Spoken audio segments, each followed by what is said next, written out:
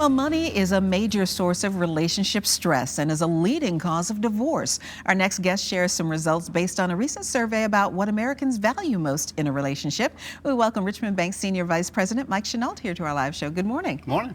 It seems funny that on a day when couples are talking about love and romance that we're talking about money, but money issues can derail the best of relationships, can it? Oh yeah, definitely. There's a lot of statistics that show that financial stress is actually the #1 leading indicator of divorce in couples. I don't think that when couples get together that they sit down and talk about money, and that discussion needs to be had, doesn't it?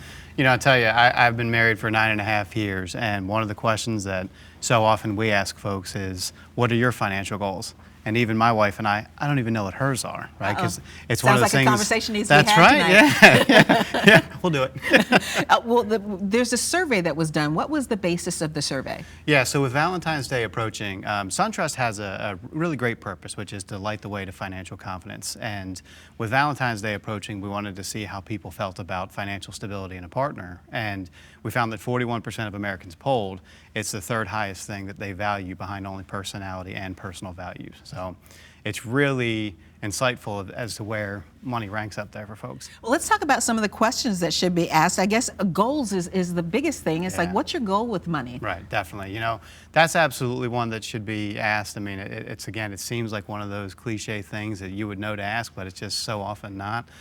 You'd also want to ask people, you know, what's your debt philosophy? You know, how do you feel about debt?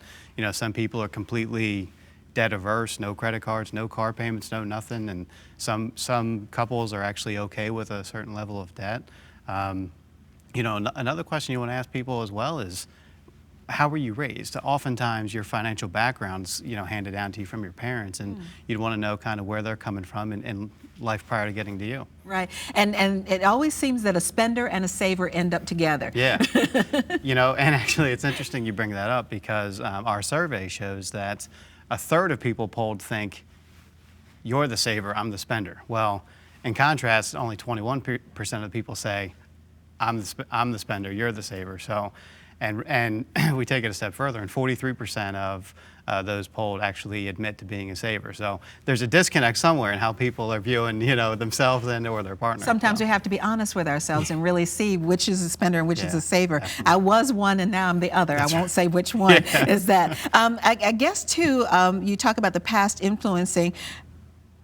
When we're making big ticket items, a lot of times people don't discuss that. They'll just come home with the big 70-inch TV or the brand new car, and that's probably not a good idea. Yeah, I'll tell you, so often we see people that this big charge popped up on the credit card or came out of the checking account, or it's got to be something wrong, and it turns out it was, you know, the spouse or the significant other that made a purchase they weren't aware of, and oftentimes those conversations don't end out very well. So have the conversation on the front end. Feel good about, you know, we're going to make this purchase, and we know, you know, we're both on the same page when we get home with that TV or, you know, tools or whatever it is you're spending money on. Yeah. Should couples have discretionary funds of themselves? A lot of couples have, you know, individual accounts and then a joint account. Is that a good idea? You know, it depends. It depends. Every couple's different. Everybody's different. My wife and I run everything through one account, but some like to have a level of financial confidence of their own. And this is my money. This is our money. And it really depends. But that's where you got to have that conversation. And, you know, I really encourage people to go to our website. It's onup.com.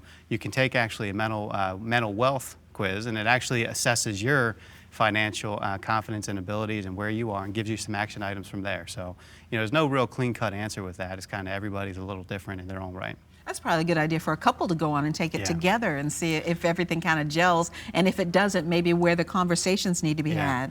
The most interesting results we get is when people do it separately, actually, because when they're together, we find one person is typically driving the answer. When they're separate, you come together and you're looking at each other like, well, how did you get to that? What was the biggest surprise that came out of the survey? You know, I think that it's that financial stability is actually more valued than looks.